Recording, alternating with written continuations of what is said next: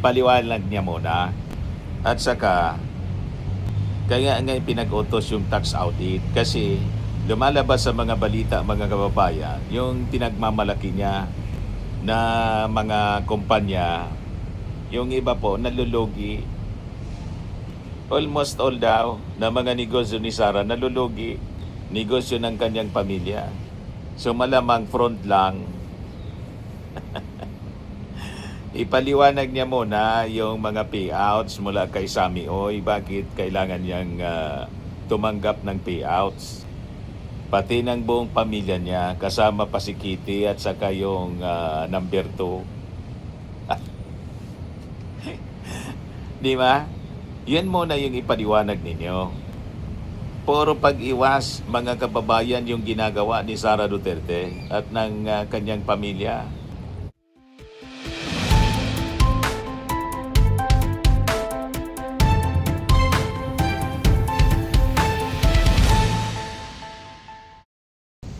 Hello po mga kababayan, si Dante Maravillas. Breaking news ngayon mga kababayan. Yung BIR ipinag-utos po ang tax audit kay Sara Duterte at sa kanyang asawang si Atty. Mans Carpio.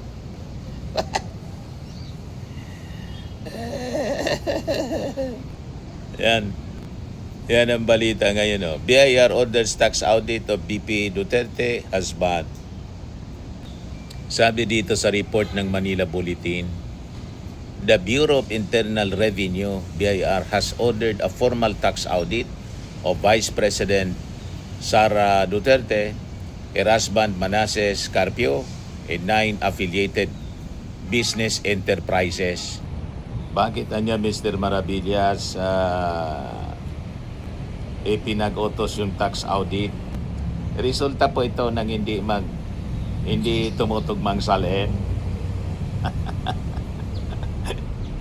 Hindi tumutugmang salin po sa kanyang sa pagdaloy ng bilyon-bilyon na mga bank deposits niya at sa kanyang ng kanyang asawa. After na magsagawa mga kababayan ng impeachment hearing kay Sara Duterte last week. At ngayon naman pong araw na to, yung pagbabanta naman po ni Sara Duterte sa ating Pangulo, kay First Lady Lisa Marcos at saka kay Martin Romualdez. Yon ang magiging sentro ng hearing. Kaya sabi ng kanya mga influencers, mga kababayan, mga vloggers, si Kipicho, for Sara Duterte, every agency and department weaponized against her, while the real thieves with maletas run free. Our poor BP, who by the way has 9 companies, so an 80 million net worth is actually small. Plus na po, fake news yung sinasabi ni Kipicho. Paano magiging poor, mga kababayan, ang isang bilyonarya?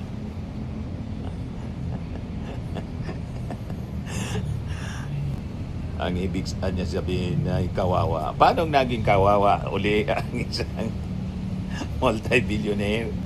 Ang kawawa po yung mga mamamayang Pilipino. Lalo't hindi niya may paliwanag kung saan galing yung multi-billion. Ipaliwanag niya muna.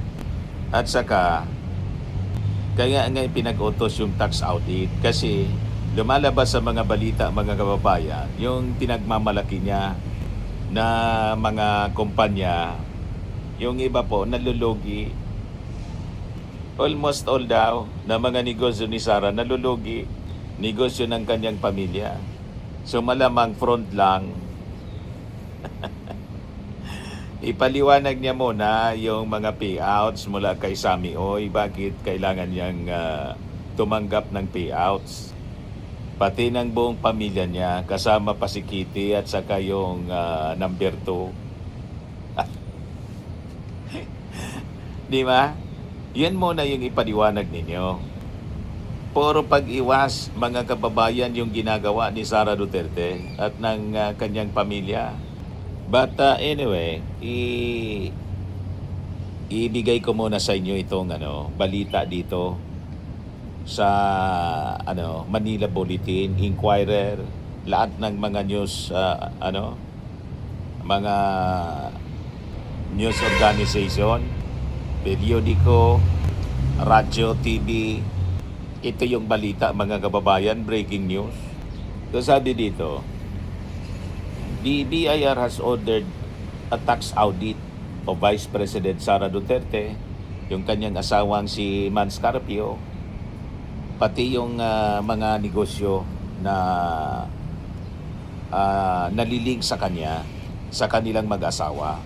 Kasi may probable cause daw to have their financial records examined. May lehitimong dahilan na dapat talaga i-examine yung kanyang tax records kasi hindi po tumutugma sa mga lumabas sa investigasyon ng Congress. So sa pinalabas, mga kababayan, na statement ng BIR, sinabi nila na nagpaluwas na sila, nagpaluwas, Bicol yung nagpaluwas.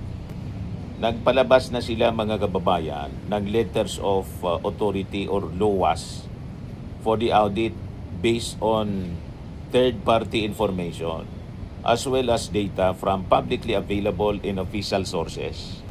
Nagkandalit-silitsi, mga kababayan, yung buhay ng mag-asawa at ng buong pamilya Duterte. Sabi ko sa inyo, malamang itong mga sinapit ni Sara, hindi sana ito na diskubre, pero talagang ipinaintulot siguro ng Diyos para matuldukan yung kanilang mga pag-aabuso. Pero sabi ko, mga kababayan, itong mga bagay na to, hindi sana nila sinapit. Pati si Digong, kung hindi nila inaway yung Marcos, kaya lang yung pagsisisi ay nasa huli. Di ba? Yan ang ating paniwala natin, mga kababayan. All of this, pati yung kaso ni Digong, pero siyempre, pa-filean siya ng kaso ng mga pa-filean siya ng kaso ng mga victims ng AGK, si Digong. Pero yung ma-deliver siya doon, mga kababayan, na simbilis ng kidlat, malamang hindi sana yun nangyari kung hindi sila nagbanta. Si Digong mismo nagbanta eh. Ngayon, si Sara, siguradong ma-impeach si Sara at malamang makonvict, mga kababayan, sa Senado sa lakas ng ebidensya laban sa kanya. Tingin natin hindi isusugal ng mga senador yung kanilang political career kung makikita ng mga senador na napakalakas ng ebidensya laban kay Sara Duterte. Matatakot sila na mag-backfire sa kanila, mga kababayan. Ang kamalasan, baka tumama sa kanila yung kamalasan. O di ba, mga kababayan? So sabi dito sa balita, this includes testimony from the office of the Ombudsman on Duterte's statement of assets, liabilities and net worth or SALENS in reports from the Anti-Money Laundering Council or AMLAC, dahil sa testimony mula sa Office of the Ombudsman. Kaya umaksyon na ngayon yung BIR. Pati yung nireveal ng AMLAC na dumaloy po sa bank accounts, mga bank accounts ng mag-asawa, billion po. 6.77 billion, mga kababayan. Pagkatapos 88 million yung nasa SALN. Paano nangyari yon, mga kababayan? Nang dumaloy na pera ay 6.77 billion. Tapos sasabihin ni Kipicho, kawawang Sara, poor Sara. Paano maging poor Sara ang isang multi-billionaire kung hindi kayo mga gunggong? Puro kayo fake news. So sabi dito sa balita ng Inquirer at Manila Bulletin, Duterte SALENS indicated no petty cash or bank deposits since 2019. despite declaring liquid assets. O, di ba? Peke lahat, mga kababayan. Meanwhile, the AMLAC reported that banks had flagged more than 33 suspicious transactions and 630 covered transactions amounting to 6.7 or 6.77 billion pesos involving Duterte at saka yung kanyang asawang si Mans Carpio.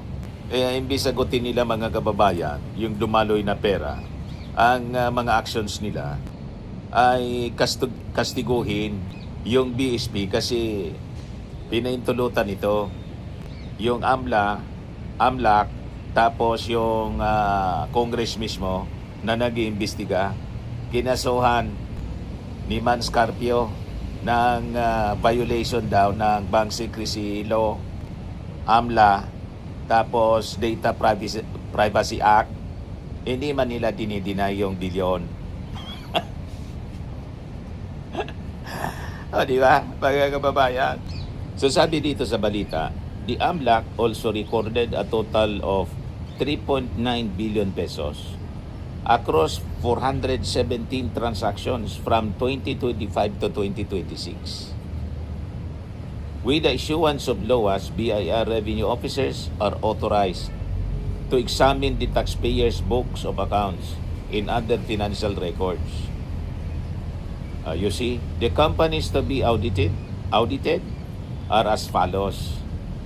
Carpio Lawyers, yung yung law office nila, baka dinadaya.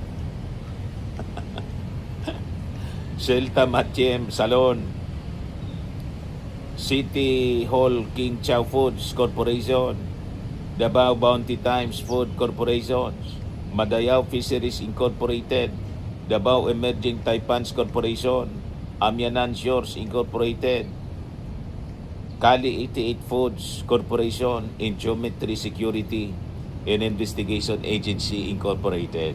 Sabi, ang iba dito, almost all, nalulugi. Ibig sabihin, di man kumikita, palugi. Abang palugi, billion yung dumadaloy, mga kababayan, na pera sa mga bank accounts ni Sara. Yung inflows, saka outflows, na hindi malaman kung saan galing at saan napunta.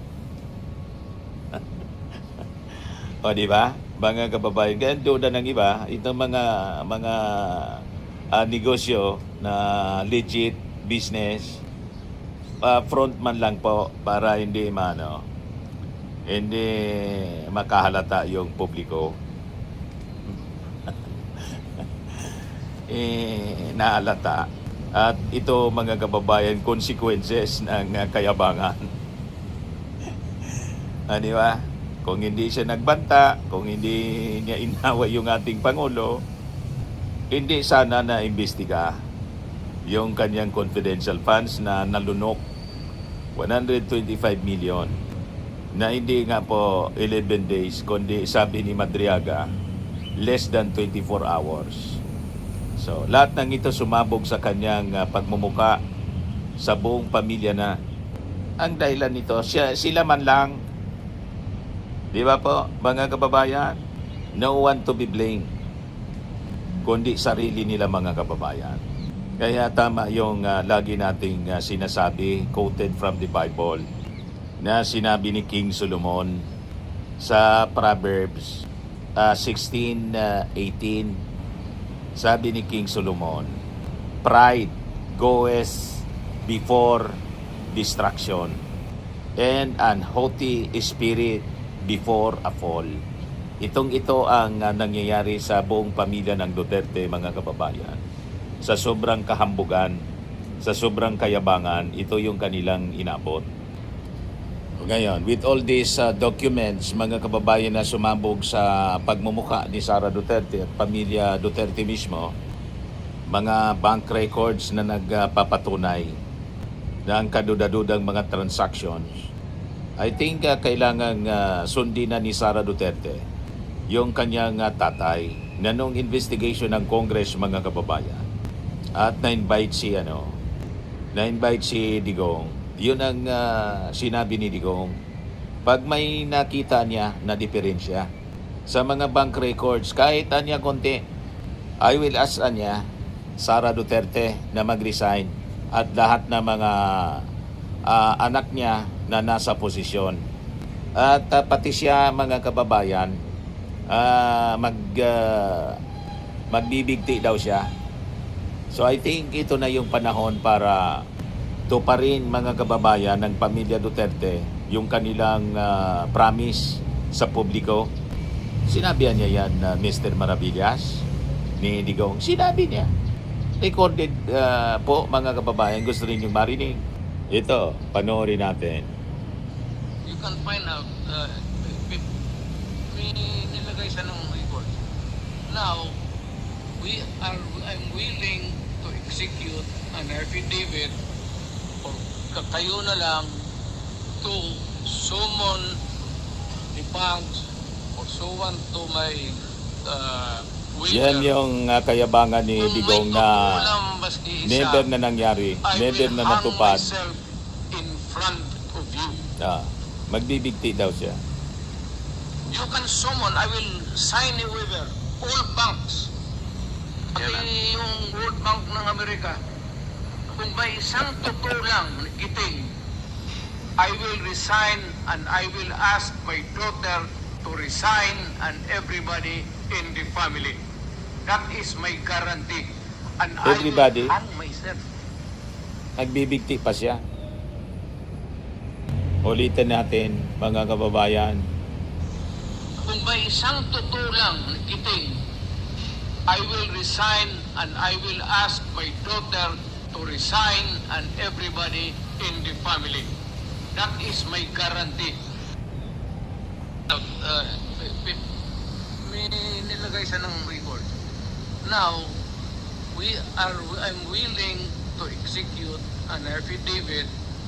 Willing siya. Kayo na lang to Puro summon kayabangan na ni Mr. Maravillas. banks or someone to my waiver.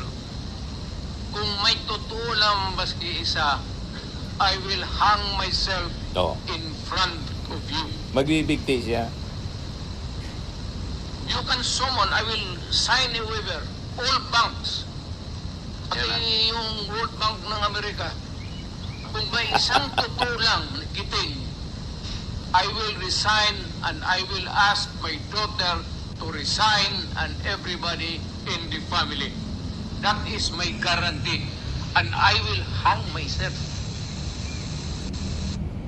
Malinaw, mga kababayan, yung pangako ni Digong na napako. Wala man lang natuloy sa kanyang mga sinabi. O, di ba, mga kababayan?